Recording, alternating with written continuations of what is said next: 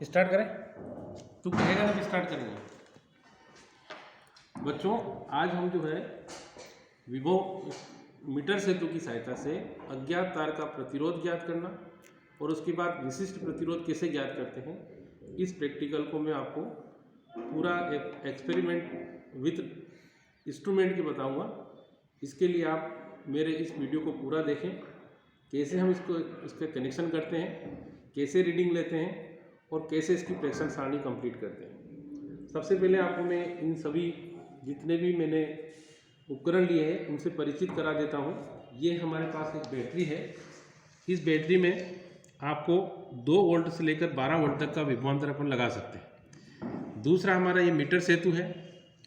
Metre सेतु में 1 metre लंबा तार लगा हुआ है, इस कारण इसको हम मीटर सेतु कहते हैं।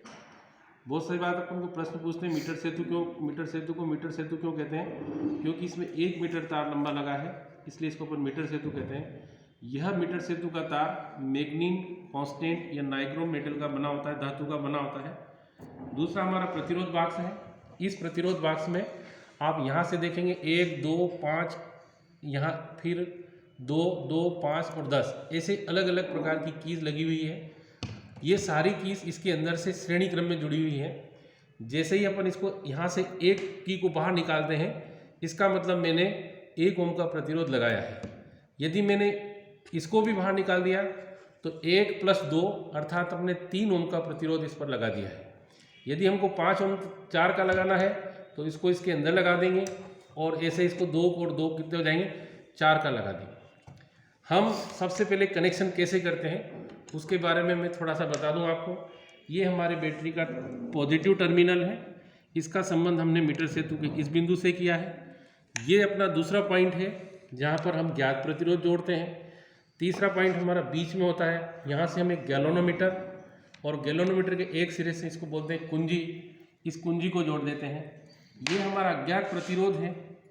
ये अज्ञात प्रतिरोध जिसका प्रतिरोध ज्ञात करना है, वह तार है जिसका प्रतिरोध ज्ञात करना है।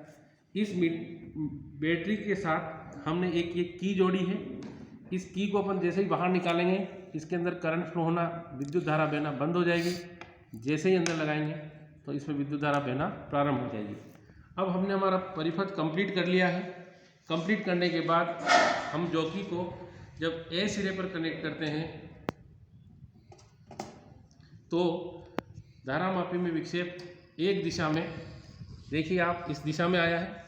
इसी को जब हम इस पर स्पर्श करवाते हैं तो विक्षेप दूसरी दिशा में आ रहा है, अर्थात हमारा जो कनेक्शन किए हैं हमने वो सारे करेक्ट हैं। अब आपको एक्सपेरिमेंट कैसे करना है उसके बारे में बताता हूँ। सबसे पहले हम हमारी प्रेक्षण सारणी बनाएंगे। प्रेक्षण बनाते हैं जैसे कि हमारे पास एक कापी है।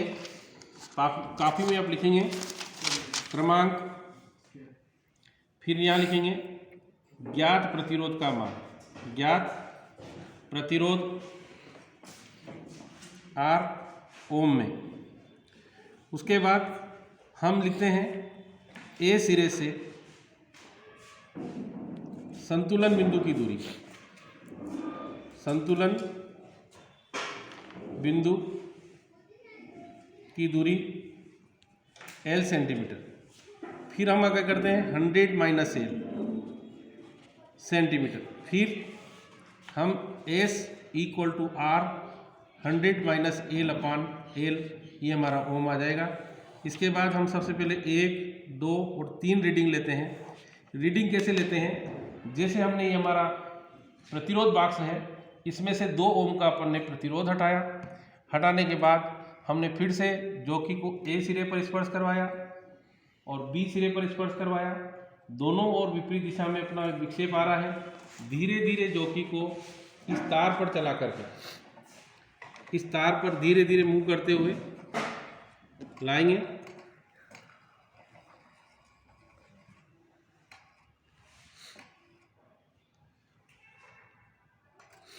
धीरे धीरे, ये देखिए मेरे हाथ से ही ये पूरा, मेरे हाथ के साथ साथ अपना जो पॉइंटर है वो मूव हो रहा है। तो मैंने देखा ये 22 सेंटीमीटर पर 22 सेंटीमीटर पर नल पोजीशन की स्थिति प्राप्त होती है। तो यहाँ अपन लिखेंगे 2 ओम, हमें यहाँ पर कितना प्राप्त हुआ 22 सेंटीमीटर।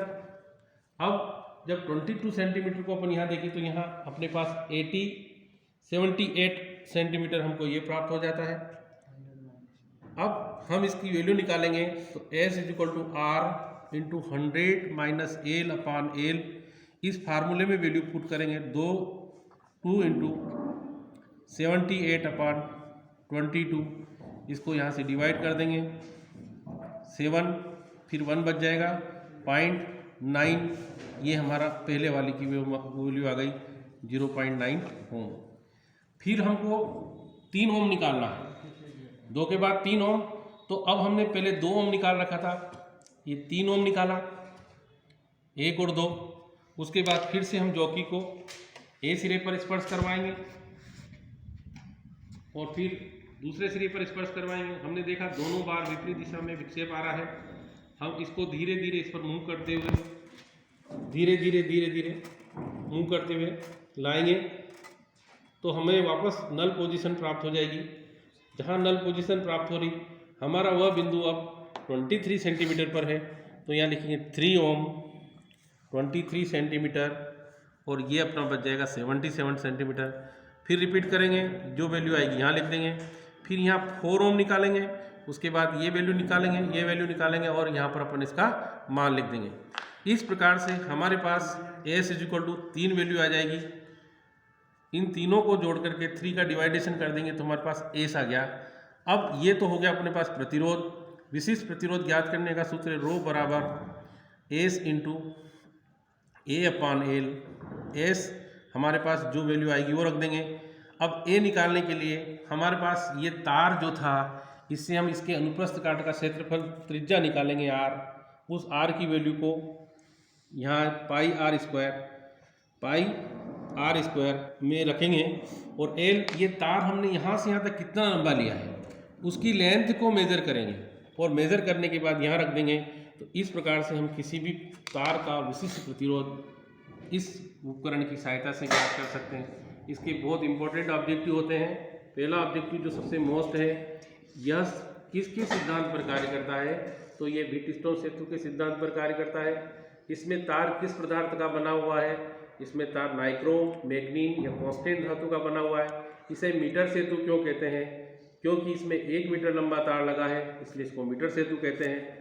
इसको की कहते हैं बच्चों, बहुत सारे बच्चों ने अभी तक देखी नहीं होगी लैब में। इसको कुंजी कहते हैं। मैं बार बार बताता हूँ, कुंजी ऐसी होती है, अगर इसको ऐसे बाहर निकाल लेंगे तो इसमें करंट फ्लो होना बंद हो जाता है। जब इसको अंदर लगा देते थे तो करंट फ्लो होना स्टार्ट हो जाता है।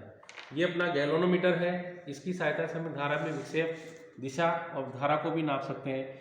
ये हमारा प्रतिरोध बॉक्स है, ज्ञात प्रतिरोध जिसको कहते हैं, ये कुंजी है।